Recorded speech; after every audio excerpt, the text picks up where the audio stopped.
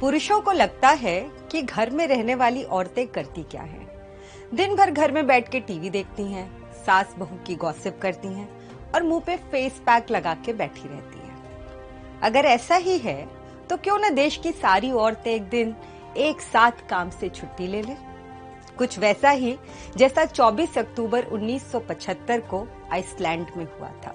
1975 के पहले पूरी दुनिया की तरह आइसलैंड में भी औरत और मर्द के बीच असमानता की खाई बहुत गहरी थी।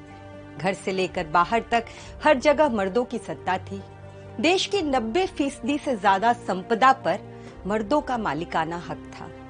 आज तक देश में एक भी महिला प्रधानमंत्री या राष्ट्रपति नहीं हुई थी। औरतों की न जिंदगी की कद्र थी न उनके श्रम की। और तभी ये हुआ कि एक दिन अचानक पूरा की पूरा देश रुक गया। आइसलैंड की सारी महिलाएं एक दिन अचानक छुट्टी पे चली गईं। क्या आप कल्पना कर सकते हैं कि किसी देश की पूरी आधी आबादी यानी औरतें अचानक अगर काम करने से इनकार कर दें तो क्या होगा? शायद आपको लगे कि कुछ भी नहीं होगा, क्योंकि औरतें तो कुछ करती ही नहीं। देश दुनिया को चलाने वाले सारे महान और उत्पादक श्रम तो सिर्फ पुरुष करते हैं। मर्दों के इसी शातिर मुगालते को दूर करने के लिए औरतों ने यह कदम उठाया था। तो उस दिन हुआ ये कि किसी घर में खाना नहीं बना। रेस्तराओं, होटलों, फूड जॉइंट्स में खाना खरीदने वालों की भीड़ लग गई। माओ ने किसी बच्चे को सुबह उठकर स्कूल के लिए तैयार नहीं किया, किसी बच्चे की नैपी नहीं बदली, खाना नहीं खिलाया, उसके पोतड़े नहीं धोए। वो सब की सब घर से निकलकर सड़कों पर उतर आईं। अकेले आइसलैंड की राजधानी रेक्याविक में 30,000 औरतें सड़कों पर थीं। घरों का सारा कामकाज ठप्प पड़ गया। बहुत सारे पुरुष उस दिन दफ्तर जा ही नहीं पाए। अकेले भूखे बच्चों को छोड़कर कैसे जाते? बहुतों को बच्चों को साथ लेकर ऑफिस आना पड़ा। दफ्तरों में रोते चिल्लाते शोर मचाते बच्चों का रेला लग गया। होटलों रेस्तराओं में खाना खत्म हो गया। घर गंदे पड़े रहे, बच्चे भूखे रोते। वो सारा केयर गिविंग का मुफ्त श्रम जो अब तक औरतें करती थीं, उसके अभाव में मर्द एक दिन में लाचार हो गए। लॉन्ड्री में कपड़ों का ढेर, घरों में कचरे का ढेर।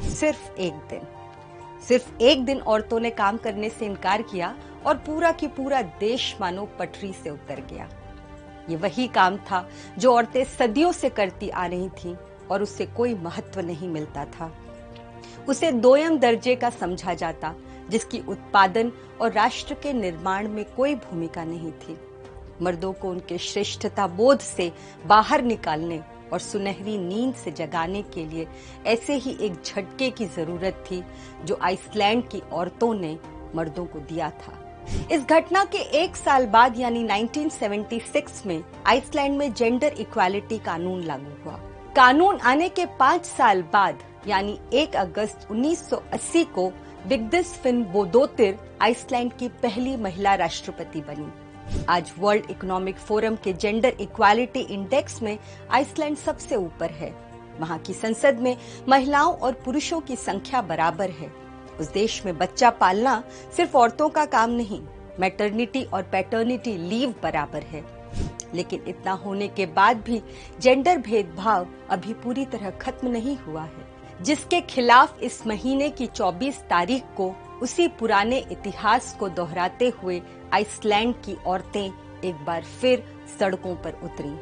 इस मूवमेंट में आइसलैंड की प्रधानमंत्री कात्रिन कोप्सतोतिर भी शामिल थीं। और अब इस पूरी कहानी के बरक्स अपने देश की औरतों को रख कर देखिए और कल्पना करिए कि हिंदुस्तान की 65 करोड़ औरतें अगर अचानक एक दिन छुट्टी पर चली जाएं तो क्या होगा?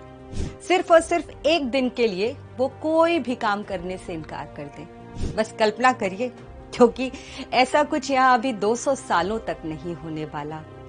तब तक इस देश की महिलाओं के मुफ्त श्रम और सेवाओं का लाभ उठाइए और अपने श्रेष्ठता बोध में डूबे रहिए।